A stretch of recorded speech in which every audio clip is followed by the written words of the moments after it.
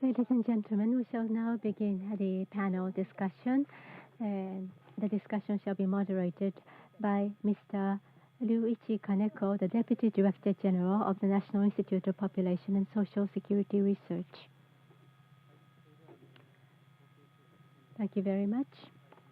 I am delighted to have this panel discussion under the title of New Trends in International Migration. Let me once again introduce the panelists.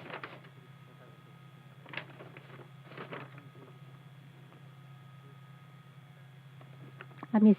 Reiko Hayashi, the Director of International Research and Cooperation of our institute. And next to her, seated, is Professor Graham Hugo from Australia, as well as Professor Ishikawa from Kyoto University, and three panelists, Professor Kito from Sophia University, and Professor Inoue from Aoyama Gakuin, and from Tsukuba University, Associate Professor, Professor Akashi. So these are the distinguished panelists for this panel discussion. And my name is Kaneko, Deputy Director General of the National Institute. Throughout the presentations of the distinguished experts, various issues have been raised that Japan would have to seriously face in view of the international migration. So in the interest of time, let us be succinct. Now, listening to Dr. Hayashi's introduction, actually there are three issues. One is the major trends of the international migration and where Japan stands within that global trend. Two, in Japan, the international migration trends and also the status quo of the foreigners in Japan. Thirdly, Japan's international migration's future prospect, and more specifically towards a Japanese model.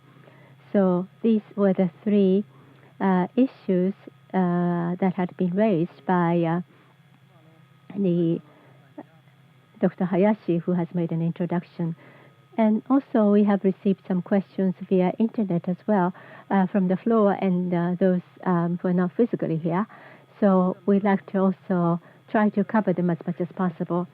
As for the first trends of international migration and the features as well as the position of Japan, or where Japan stands within this global trends, I'd like to first of all ask the Professor Hugo and Professor Ishikawa first about international migration does not stand without the receiving country.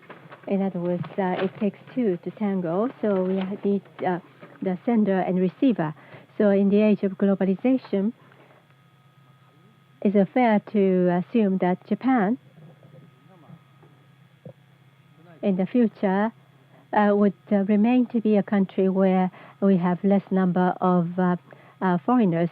Is this scenario going to stand viable in the future, or would Japan be forced to change to be more aligned to the international or global trends, where we have to accept more, whether we like it, more migrants? One is from the perspective of global trend. Secondly, about the domestic structural change from those two perspectives, from the perspective of international trend and the Japanese structural change. Could you refer to that, Professor Hugo? Thank you very much. I think the point that you made initially is a very important one, and that is that all countries are both receivers and senders of migrants. And it is very important, I think, to have a migration policy which not just looks at immigration, but looks at emigration as well. And to what extent can Japan lever from the Japanese diaspora To me, that's a very important part of an overall migration policy. Equally, by looking at the origins of migrants as well as a destination, Japan as a leader in the Asian region can ask the question, how can migration from Asian countries, other Asian countries to Japan, not just benefit Japan, but benefit the origin countries? And developing a policy which what I call is development friendly, which actually considers the origin countries as well as the destinations, I think has a lot to be admired ethically, but I think also from the point of view of the national interest of Japan as well. So when I talk about Japan taking an innovative and new approach, that's one of the things which I think is important. As far as, I hesitate to say anything definitive about Japan because I'm not Japanese and I don't know the Japanese situation. But I think that the evidence of the last couple of decades is that all countries of the world are being, forced is not the right word, but they are being incorporated more and more in the global international migration system. The global economy is increasingly having elements, structural elements, which are to do with migration. And being competitive in that global economy means that you are a player in that migration. So I think I wouldn't like to say it's being forced, but I think the economic and demographic reality eventually will lead to migration playing a greater role.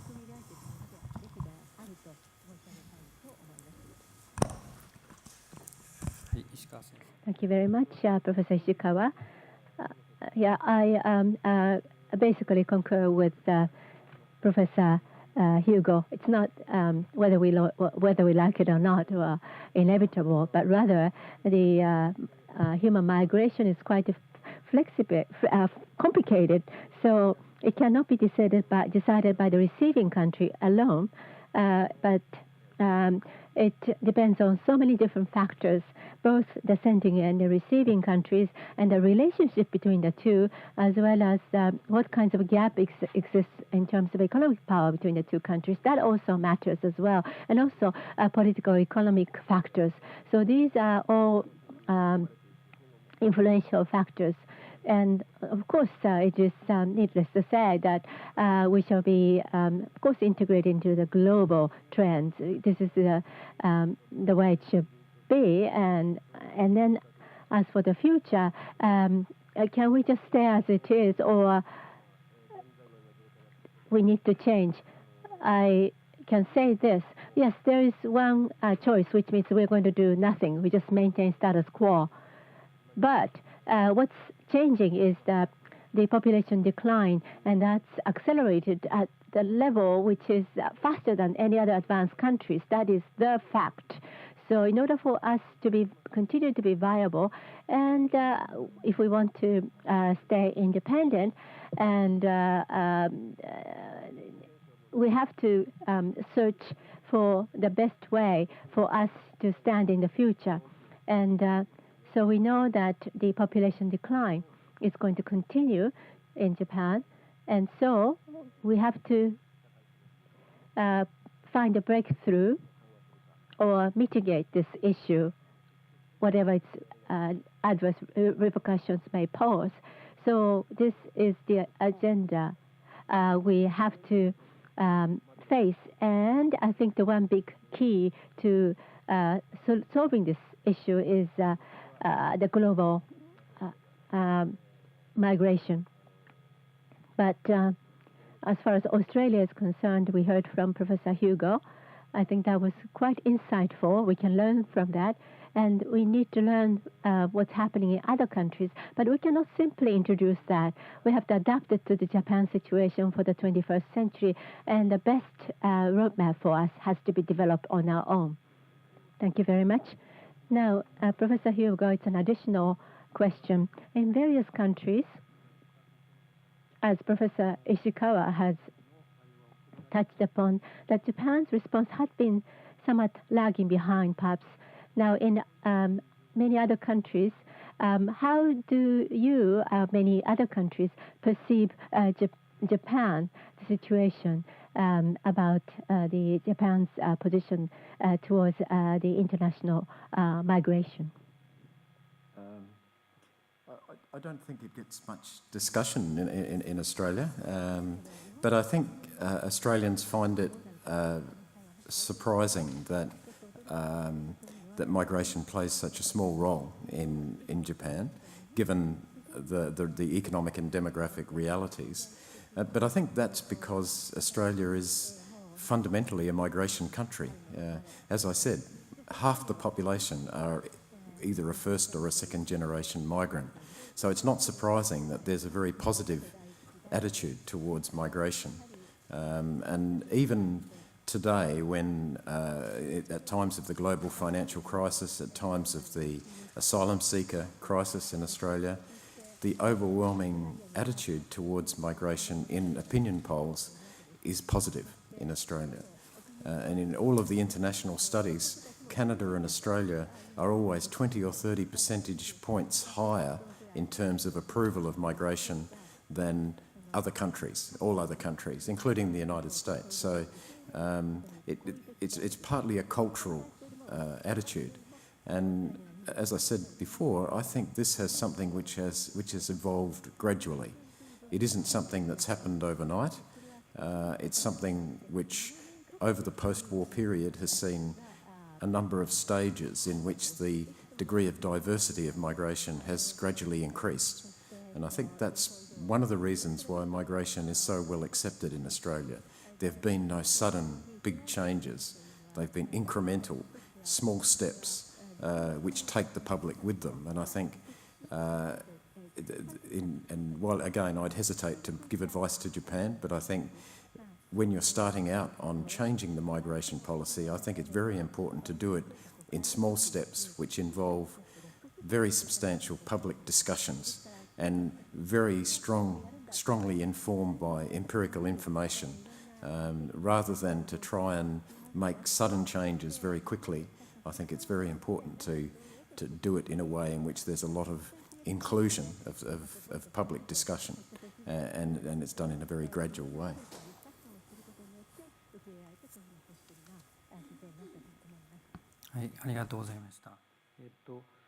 Thank you very much, Professor Hugo. Now, as we heard about the case of Australia, about the changes and transition towards the multiculturalism, and this didn't happen overnight, but we can learn from that.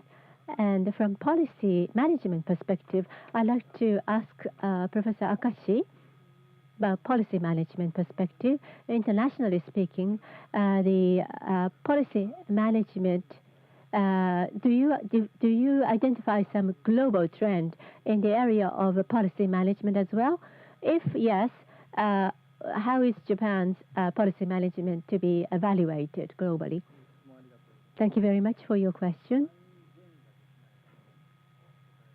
I cannot give you a definite answer, but as far as policy management is concerned, now there is something that is called the policy management as an international trend. That is that the selection criteria is more leaned towards the skills, employment skills. Of course, family-based criteria also stands, but skill-based or the employment, labor, the criteria. In other words, how much would this individual contribute to one's economy? So this is the global trend as far as criteria is concerned. And second thing, which is often cited, is that after 9/11, the actually security of the migrants, immigrants, and then that's actually, so it became much more tough border control, immigration control, entry control. So that's been, needless to say, imposed at especially the developed countries. And so that is a global trend, more security at the immigration control and entry policies. And as I have shown you the recent the policy changes or trends in my slides, but actually I showed the long span. And after entering the 21st century, actually the control became stronger, not just in Japan, but management became reinforced, including Japan. And another point I'd like to cite is, as it was touched upon by Professor Hugo, the receiving country and the sending country, their policies, both of their policies, actually reflecting upon the advantages of migration, whether for the sender or receiver. So that results in the promotion of migration and also accompanying the protection of the rights of the migrants, like India, Vietnam, Cambodia, Indonesia. The same position, same stance is being observed. It's still in a development, but it's happening for sure.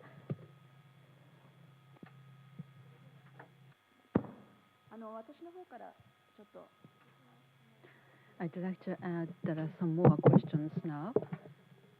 Globally speaking, international migration is increasing, but just recently, as we have already observed, we've seen a declining number of the migrants for non-permanent settlement purposes, as well as decrease of the international marriage. What do you see this in the global context? So perhaps the Professor Inoue and also Professor Hugo, how would you interpret this the situation, particularly in Japan, in the international or global context? Thank you. Well, in 1996 and on in Japan, the number of international marriage started to decline in Japan. As I said in my presentation, the Lehman shock, well, also the economic shock was also the major factor. And also international marriage also declined, as Professor Ishikawa mentioned, particularly in the Philippines. Well, the Japanese are marrying with a Filipina or Filipino declined. Oh, sorry, not in 1998, but also 2008, the Lehman shock was a major factor. And so the international marriage peaked in 2006, not in 1996. But the Japanese Filipina, the marriage also declined as well for several factors. One is the change in the immigration policy of Japan. Many Filipinas arrived in Japan with the entertainment visa. But in fact, many of these the people worked in what's called the Philippine the pub, which became a controversial issue, and the Japanese government tightened its control on this. And the agency, the unscrupulous agency arranging international marriage was also controlled. That also contributed to the decline number of the Japanese Filipino marriage. Professor Hugo, would you please add this?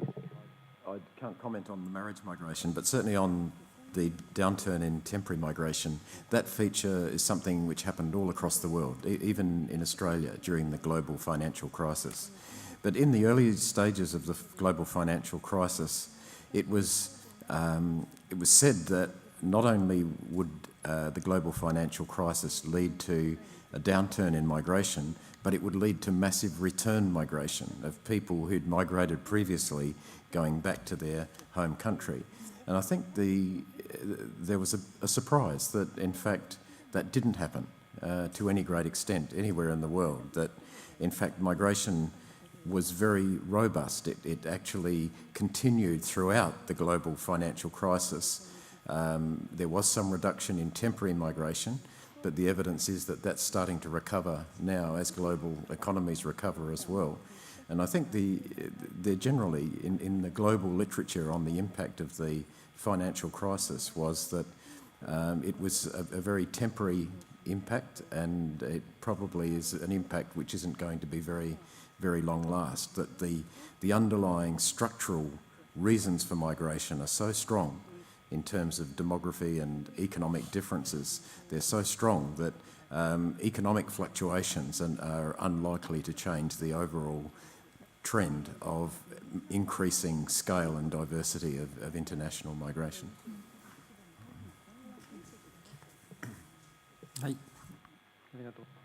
Yeah, thank you very much indeed. Now, from another perspective, I'd like to ask Professor Kito this question. You mentioned the international role of the international migration in the formation or development of civilizations. And you perhaps suggested some the standardized the rules or universal rules that could apply to the change of the migration and the change of civilization. Do you observe also that in Japan, or do you think that Japan is rather an outlier? As a conclusion, I'd say that there is a very clear correlation between these two. As Professor Inoue said, the migration is promoted by three factors, including economics or economies. And that also is true to Japan. After the Meiji Restoration, of course, there are inbound and outbound migrations, but mostly the Japanese migrated out of the country.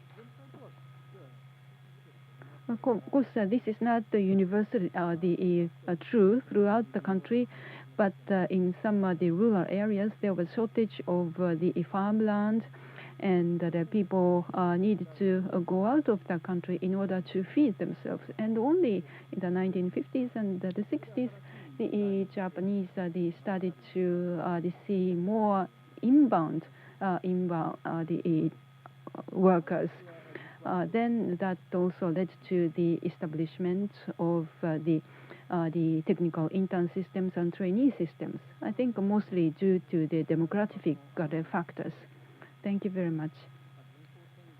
Well, the shift of population or demographics and its impact on the international migration is another issue that I'd like to pay attention to.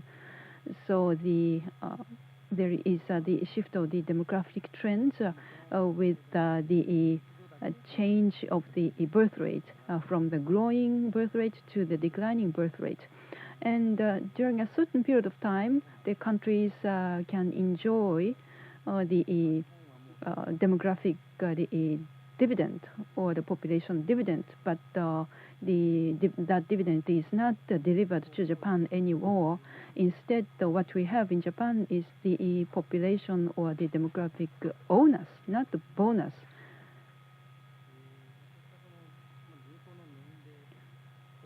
Well, the age structure of the population and the change of the economic structure as a result, and its relations with the international migration. Is there any tendency, or what do you estimate to occur in the future? Well, perhaps Professor Ishikawa, would you please make a comment on this? Well, any regularities or any patterns for that, I'm not sure, but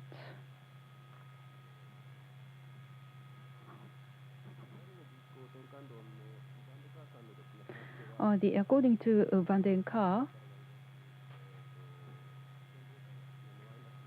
if the natural the rate is minus 0 to 0 to minus negative factor, then there is the major shift in countries. From the macroscopic point of view, I think that might be applicable to this country. But during the period, I think that is very well explained if you look at the trend of the population between 0 until people reach the productive age. Well, I think Japan is a kind of laboratory in terms of demographics. So perhaps Japan is the first one of the first countries in the world which has been shifting from enjoying the benefiting demographic the bonus dividend to suffering from the illness. Would anyone make a comment on this further?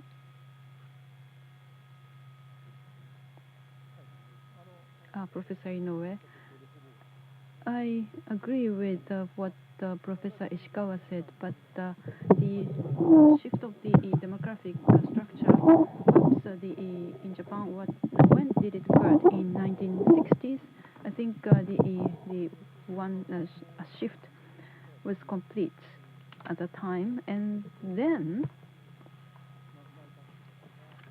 the people who were born at the time and later on joined the workforce in 15 to 20 years later.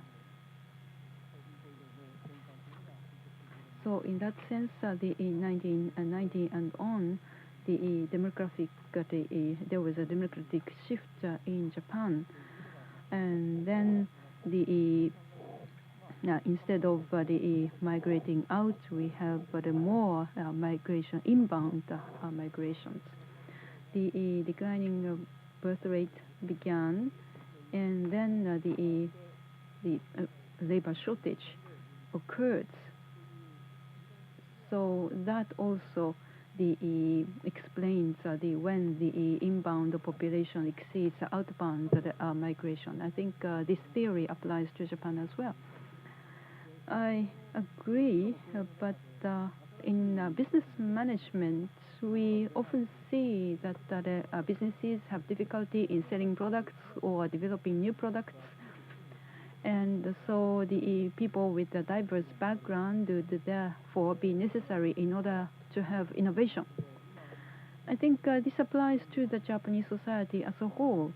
As was already said, we should encourage more young people, particularly students, as the skilled the workers to have jobs in Japan. That way, we can generate more new things that are values. For example, the Boslap economist of the United Nations once said that when the society is in a deadlock, then society is turns its eyes to outside of the world to accept the new ideas in order to stimulate the society. This is the population pressures point of view, but I think this is very relevant to Japan, because when something is in a deadlock and difficulty in developing further, then society tends to try open itself to have more ideas from outside. Yes, Professor Hugo? I think it is very important to look at the modelling which has been done about replacement migration, about the extent to which migration can actually replace workers that would have otherwise come through the system as due to increased fertility. And those models really show that it is virtually impossible to replace people by migration. If you really want to have a balance in the population, it's fertility which you really need to influence by policy. And One of the things in Australia which has really benefited it is that its fertility has increased in recent times to be getting closer to 2 now for the first time for many years. And that's really been the function of introduction of family-friendly policies, policies which allow women to work and have full family lives. And I think the integration of migration and fertility policy is very, very important to think of both together. And where migration, I think, can be very important is not so much in terms of numbers. It's who the migrants are. Migration is always selective. Migrants are never, ever the same as the population they leave or as the same as the population that they join. And one of the ways in which they're selective is that they tend to be entrepreneurial, they tend to be innovative, and they bring something to the economy in terms of innovation and risk-taking and a whole range of things, which I think is very important. I recently did a study of refugees, people who came to Australia as refugees with nothing. And in the year 2000, there were 15 people in Australia who were billionaires, who had more than $1 billion. 7 of that 15 were people who came to Australia with nothing, as refugees, with absolutely nothing. And they turned out to be the most, not just the richest people in the country, but employing other people and so on. So looking at migration not just as a replacement for numbers, but to say what, with an effective migration policy, what can they bring to our economy, to our society? And so I think it's very important to think about migration not in a simple replacement sense, but in terms of what those migrants can add to Japanese economy and Japanese society.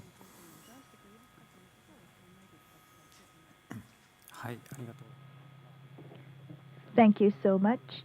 So international migration is one of an option for us, but that alone cannot solve everything.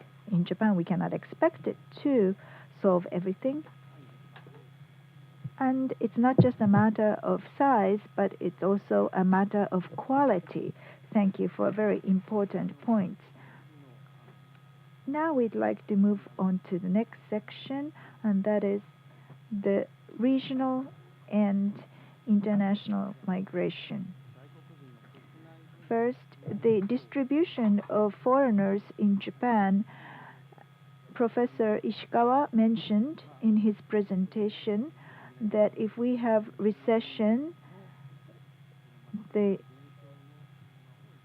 regions where there is decreasing population sees an increase of migration. So I'd like to ask, if there is no policy, will the migrant distribute in a way to kind of supplement the population decrease? After 2008, if you look at the foreigners' distribution in Japan, it is different from the distribution before 2008. And if you look at the map of the ratio of foreigners, Northern Kanto and Kansai, Kinki area, we had a lot of foreigners. And there are several regions with high ratio of foreigners, and I think we can categorize them into 2 types. One is the region with lot of universities. So automatically there's higher foreigners ratio. So that's a little bit different from the migration. But I think that's one of the reasons why we have a lot of foreigners. And another reason are regions without universities. And I didn't understand why the foreign ratio is so high. I asked my students to write report on the reasons. And the regions cannot secure Japanese labor, so they are getting more foreign labor. So there's no policy guidance, but the industry people, enterprises, and maybe a little bit intervention by the local government led to a sort of replacement migration. We see that in several cases around Japan.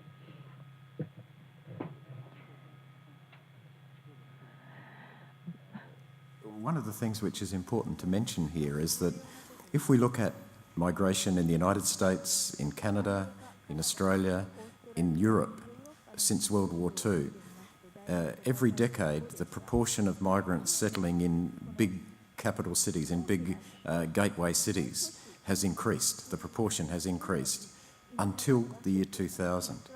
So in all of these places, what we're seeing is a dispersal of migrants into non-metropolitan areas.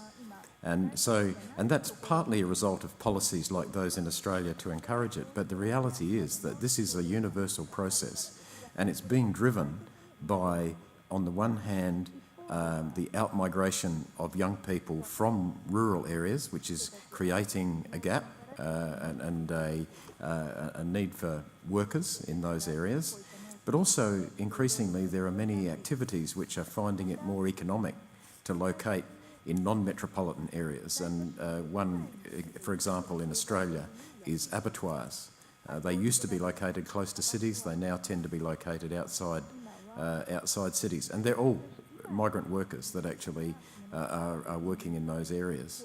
So in many ways, Japan, if it adopts some policy in this area, is actually latching on to a trend. And the best policies are policies which actually recognise a trend and then try and exacerbate that trend or facilitate that trend. And I think that in the Japanese case, from what I've seen, it looks very similar to Australia. And I like the diagrams that we were shown, which show that in many areas the population would be declining if it wasn't for the contribution of migrant workers.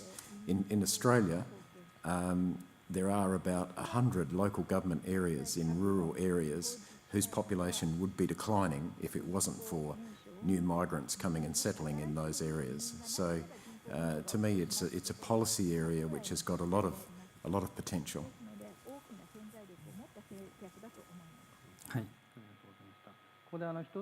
Thank you so much. Now I want to tell you a question from the floor. So there is a disparity between the rural and urban areas. The Japanese outflow of people in these areas compared with the Japanese migration, are there more merit to induce foreign migration to these areas? If there are benefits, what kind of benefits do we see in trying to get more foreigners into the non-urban areas? Professor Ishikawa?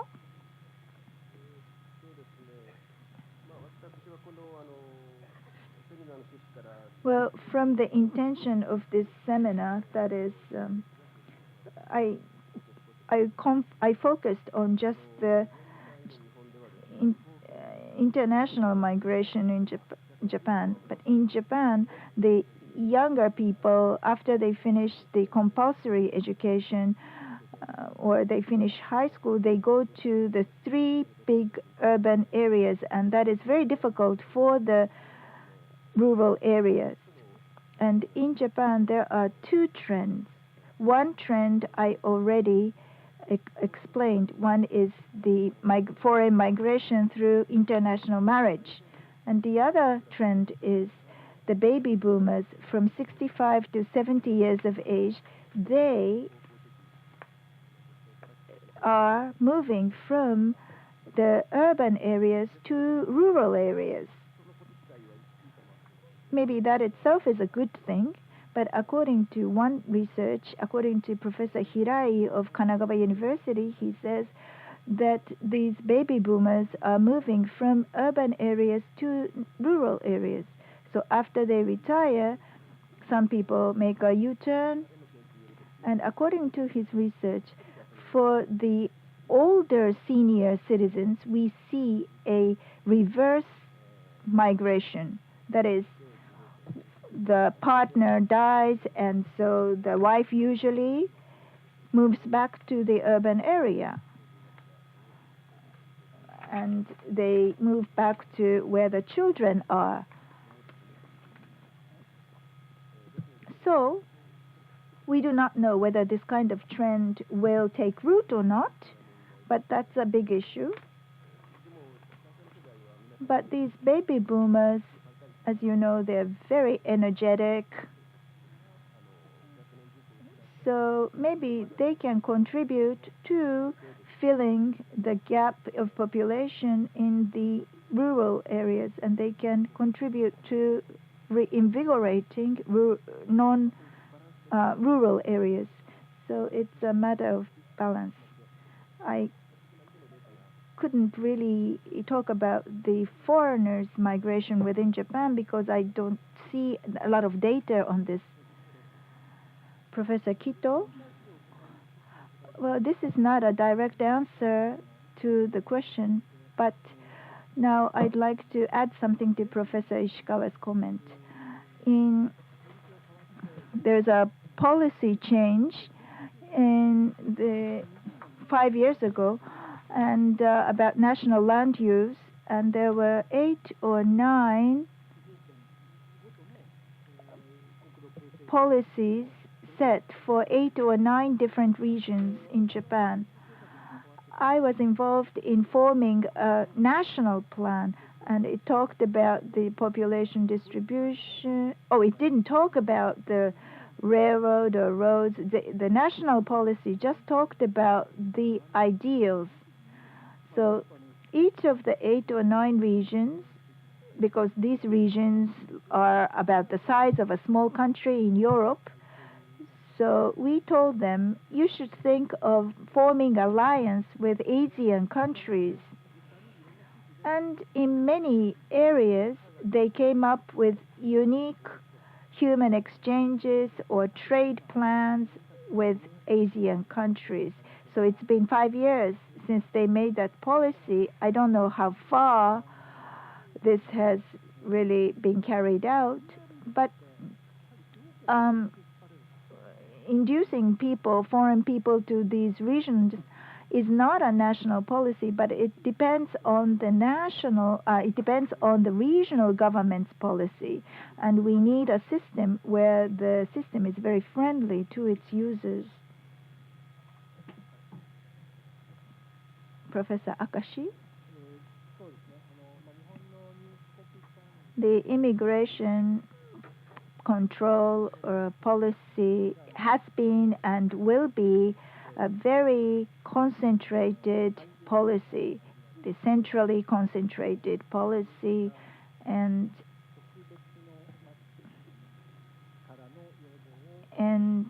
Japanese central government will not change its policy because of the request from certain regional government. But the special zone system that we have now could be used, and there are several requests regarding migration in special zone system. So regardless of the forms, in order to cope with the labor shortage, there could be a policy to accept interns, technical interns. So the regional economic demand could be a consideration in forming a policy. Thank you. So there's another issues involving regions, that is the international marriage. In Japan, there's a decrease of international marriage, but these international marriages have kind of played a role of replacement migration. So kind of being a benefit in terms of low birth rate and also labor force. So is that the right way to view international marriage? Professor Inoue, please. Well, a kind of replacement migration, how can we interpret it? The UN defines replacement migration as several tens of thousands, and unless Japan accepts several tens of thousands of replacement migration, we cannot put a stop to the decreasing population or decreasing labor force. So if we talk about that size, the international marriage influence is so small, because the number of international marriage is just few tens of thousands. I think Ms. Professor Ishikawa looked at each region, and some areas have a lot of unmarried men, bachelors. There are many of them in certain rural areas. So maybe in terms of demographics, I don't know if this is the right way to put it, but because marriage is a personal thing, but does international marriage play a role of stopping this kind of low marriage rate? Well, I think as a policy and as a phenomenon, probably the international marriage is beneficial, and I think that kind of policy of accepting foreign women is not bad. But this discussion was very hot 10 or 20 years ago, and if you go to Tohoku or Aichi, some mountainous areas, there were some success stories, but also international marriage results in high divorce rate. But when the single men accept the foreign bride, sometimes and then they bring them to some metropolitan areas, some brides had hard time adapting to the local culture, so the marriage had to break up. So these things happen. So in terms of your question raised as to could international marriage play one role of something like replacement migration, well, my answer is that, well, perhaps it could play a part of revitalization in a way, but I don't know to what extent. Perhaps instead of using replacement migration, but rather, maybe I should have said multiculturalism. The international marriage contributing to the multicultural society, creation of that society, because it's probably not better than replacement migration. It sounds too mechanical. Now, I discussed about this during the break, but actually here in the audience, there are those who came here as students and got married and living in Tohoku area, and now working as the board members of a Japanese corporation. So I think that's quite promising to hear that kind of passage that these migrants have taken. Yes, I am very interested in pursuing that course as well to see how it benefits both. Now, actually, I have to try to fulfill my mission of creating a Japanese model in 15 minutes. Now, I'd like to ask Professor Hugo, as you're expert in Australia especially. Now, the international migration's role in Australia And you touched upon that, and also the passage towards furthering multiculturalism. Well, perhaps in order for us to learn from you as a reference, can you just summarize these things we could learn? There's a map here, so you could refer to. Well, over the post-war period, Australian policy towards the settlement of migrants has undergone a very significant change. In the early post-war years, it was a policy of assimilation, and it was expected that migrants become exactly the same as Australians. By the 1970s, it was realised that it would be better to have a policy where people accept all of the basic tenets of being Australian, but also maintain their own cultures, their own languages, and so this led to the development of multiculturalism, which is the policy which is pursued today, and so the government encourages the maintenance of languages. It encourages, for example, it runs a ethnic broadcasting and television station which shows programs in 60 or 70 different languages. It encourages equity so that there is no discrimination against people from different backgrounds.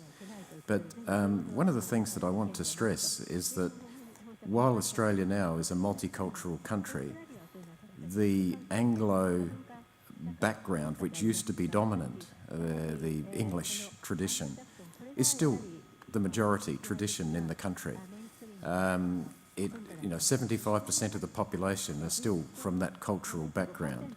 And so what has happened is that hasn't been diminished at all by migration. In fact, what we've had is the addition of a number of other cultures.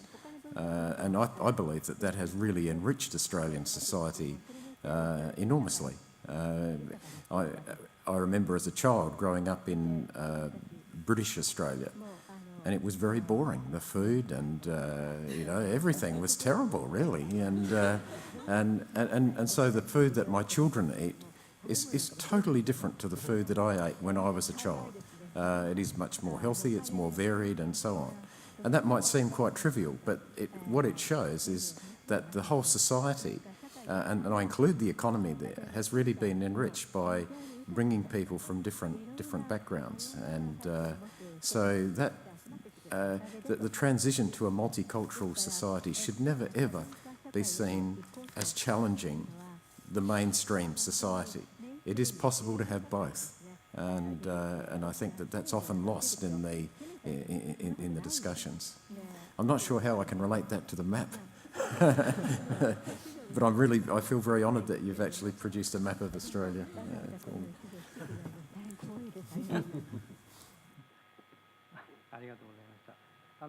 Thank you very much, Professor Hugo.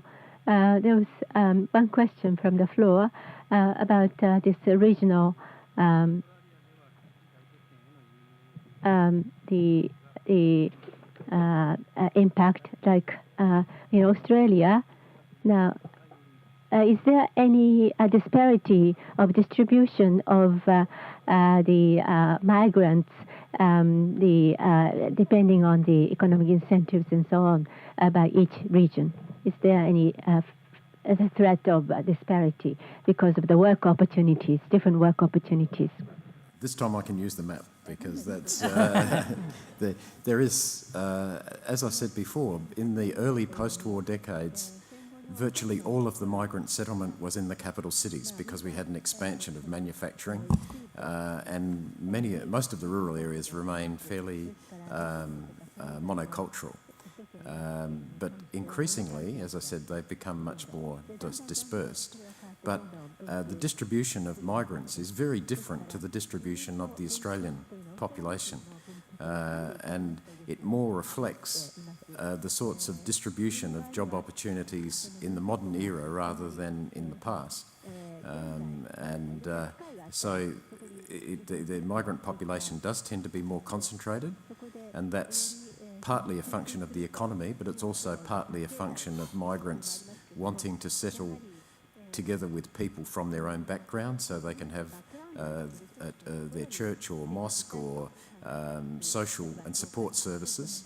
But what we found in Australia is that while the first generation of migrants tend to settle together, by the time you get to the second generation, they start to diffuse outwards so that their distribution is quite similar to the rest of the population. And there is a debate in Australia about whether the concentration is a good thing or a bad thing. You have some commentators suggesting it leads to ghettos and separatism and those sorts of things, whereas I think the majority of researchers suggest that that early concentration of migrants is a good thing because it helps them adjust to the new society in a fairly easy way by adjusting with their colleagues. I wanted to mention one thing too with respect to migrant settlement in regional areas. I don't know about Japan, but in Australia we stereotype rural people as being very conservative and not wanting change and not responding to change. And when it was suggested that migrants of African and Asian background settle in rural communities, there was a lot of concern that there would be a racial backlash against them. And there were cases, isolated cases, where that's the case. But what we found overwhelmingly, even in the most homogeneous of communities, was that the new people were welcomed. And they were welcomed because they meant that the school would be saved, or the services for the services which otherwise would have disappeared, or jobs which otherwise would have disappeared because there weren't the local people to support them. And so there was almost a symbiosis between the migrants and the people there. And so I think it surprised many of us the quality of adjustment which has taken place, not just by the migrants themselves, but by the communities in which they've gone into. But if it is a program which is to be encouraged, it is really important to prepare the local communities which are to receive the migrants too, that because they're going to need to change as well. So it's not just going to happen overnight. But I've got to say that the experience so far in Australia has been relatively positive. ありがとうございました。それではもう時間がThank you very much. We unfortunately have run out of time. So perhaps before we close, we invite the Japanese speakers, perhaps very shortly, to make the final comments as Professor Hugo just introduced to us the Australia, what's going on in Australia. So with that in mind, what would you say about something unique to Japan? Of course, Japan is an island country. Australia is an island country. I wouldn't say whether Australia is an island country or insular country, as it's so often referred to when it comes to Japan. But Mrs. Hayashi talked of the family registration culture zone. Well, such the registration or resident registration system has been established for a long period of time in Japan and other neighboring countries.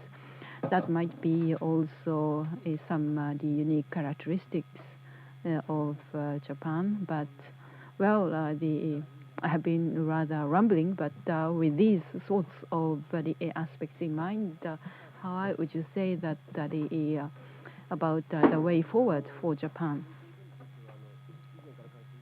I have been interested in this subject of the migration, mostly in domestic migration, but over the last decades or so, my interest has been growing in international migration. These two types of migrations are quite different from each other. International migration is more complex, and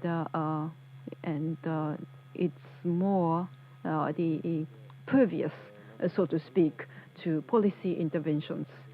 Of course, that implies difficulties, but that also implies that it's a very interesting subject for researchers. So then there are questions as to whether the Japan model, so to speak, could be possible. I think this is a very interesting the question, so I'd like to study this question. And the Australian example, for example, they are very interesting, and I have learned a lot. At least for me, there's some things, many things that Professor Hugo talked about are new to me. And while studying these the cases in Japan, Japan should find the way forward. Japan is rather hesitant to accept the wholeheartedly migrants.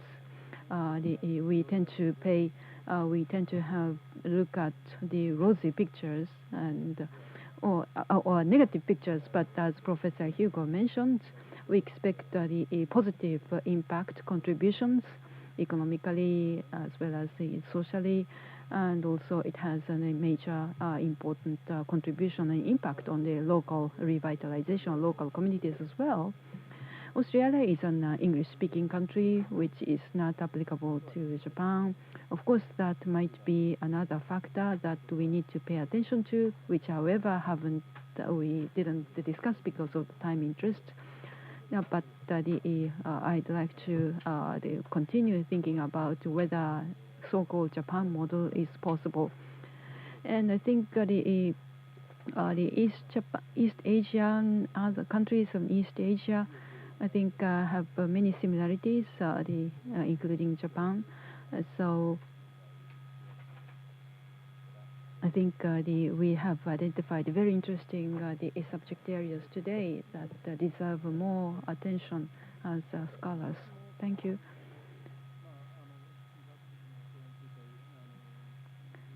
Over the last decade or so, yes, I have been talking about the issue of accepting overseas migrants from overseas in Japan at various fora and symposia. The living together or the social integration have been discussed, but at the same time, we have been so much concentrating our efforts on whether we should, in the first place, accept migrants or not. But we need to have the longer perspective, as Professor Hugo suggested, 5 or 10 years or more beyond. And then, assuming that we need migrants in Japan, then have we made an important step forward? I think, and also in addition to what we should do from now on, we need to try to study this issue further in order to find a way forward. Thank you very much. I have also learned a lot from Professor Hugo, and the food improved Australia, as well as the 7 out of 15 the billionaires are the asylum seekers with nothing when they first arrived in Australia. And for the short term, well, inbound as well as international, the migration is declining in Japan. But in the long term, I believe that both of these will certainly increase in this country as well. And given the size of the Japanese population, migration is smaller, but Japan will go into the non-Japan specific model. Instead, Japan will coming closer to the universal trends. But who those the migrants are? Yes, I think the so-called quality of those coming to Japan, I think will be important. What is the uniqueness to Japan? I think Japan has its own the tradition, culture, as well as the scientific and the technological prowess. These should be utilized. Maybe the migrants for the purpose of the medical purposes might be encouraged. And so instead of looking at numbers, so perhaps quality should be emphasized so that we can have a international migration which is in the national interest of Japan. And if that is realized, then we will have a so-called Japan model. Professor Akashi, briefly. I don't know whether this is good for Japan or this shows the backwardness of Japan. But the policy-wise and the strategy, the immigration and the migrants issues haven't been established because there are many other policy linkages, population, land use, and industry, and so on. So we need to look at not only advanced nations but also other countries as well to learn from them. 5 years ago, the Academic Society of the Migration was established in Japan. So it's not academically, this area is not mature yet. In addition to the immaturity of the policy as well, so we need to consider. We have a lot of potential as to what kind of a policy would be devised to encourage the people coming to Japan who have something beneficial for Japan. In that sense, I, in a way, now seeing light ahead of us. Thank you, Professor. Ms. Hayashi, do you have any comments that you'd like to add? No? Thank you very much indeed. This concludes the panel discussion session. So this concludes the panel discussion. And please, thank you very much, Mr. Kaneko and other panelists. Let's give them a big applause.